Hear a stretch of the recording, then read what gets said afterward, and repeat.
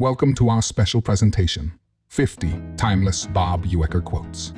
Today, we dive into the words of a man who has become an icon in the world of sports broadcasting. When I came up to bat with 3 men on and 2 outs in the ninth, I looked in the other team's dugout, and they were already in street clothes. In 1962, I was named Minor League Player of the Year. It was my second season in the bigs. I had a great shoe contract and glove contract with a company who paid me a lot of money never to be seen using their stuff.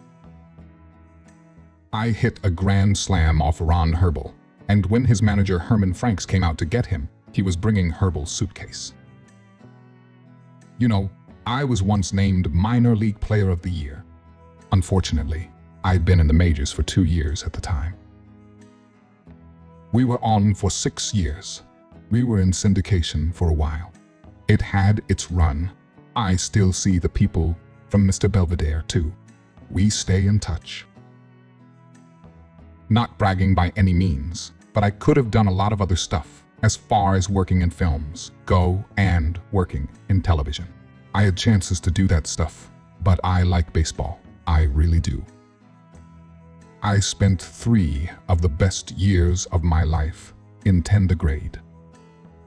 I did stand up, weird and ignorant stuff about my career, anything for a laugh. Where would I be without baseball?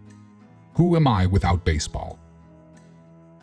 I didn't get a lot of awards as a player, but they did have a Bob Uecker once in Philly. Baseball hasn't forgotten me. I go to a lot of old-timers games, and I haven't lost a thing.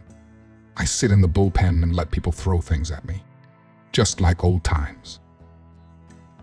After getting out of the service and going into baseball, I never wanted to do anything else. I just grew the hair on my back. Facial hair just wasn't appealing to me.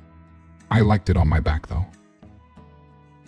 Anybody with ability can play in the big leagues. But to be able to trick people year in and year out the way I did, I think that was a much greater feat. Any teammate of mine that had a kid and a boy that was capable of playing baseball, I think I set a terrific example of don't do this and don't do that.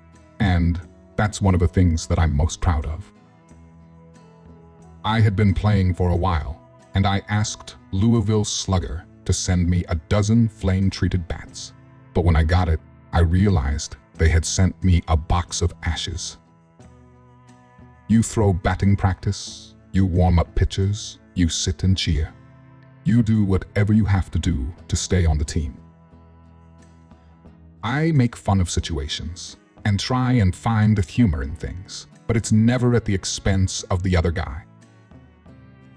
Phil Niekro and his brother were pitching against each other in Atlanta. Their parents were sitting right behind home plate. I saw their folks more that day than they did the whole weekend. I had slumps that lasted into the winter. Career highlights. I had 2. I got an intentional walk from Sandy Koufax, and I got out of a rundown against the Mets. On TV, the people can see it.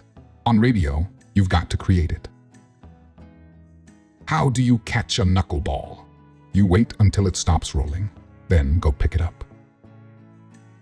The way to catch a knuckleball is to wait until it stops rolling and then pick it up. I signed a very modest $3,000 bonus with the Braves in Milwaukee, and my old man didn't have that kind of money to put out. I knew when my career was over. In 1965, my baseball card came out with no picture. Sure, women's sports writers look when they're in the clubhouse, read their stories. How else do you explain a capital letter in the middle of a word? I think my top salary was maybe in 1966. I made $17,000, and 11 of that came from selling other players' equipment. I set records that will never be equaled. In fact, I hope 90% of them don't even get printed. People have asked me a lot of times, because I didn't hit a lot, how long a dozen bats would last me. Depending on the weight and model I was using at that time, I would say 8 to 10 cookouts. When I looked at the third base coach, he turned his back on me. I was acting when I was playing baseball. Sporting goods companies pay me not to endorse their products. Bob Uecker's words transcend time, offering us laughter, insight, and a unique perspective on the world of sports. We hope you enjoyed this journey through the wit and wisdom of a true legend.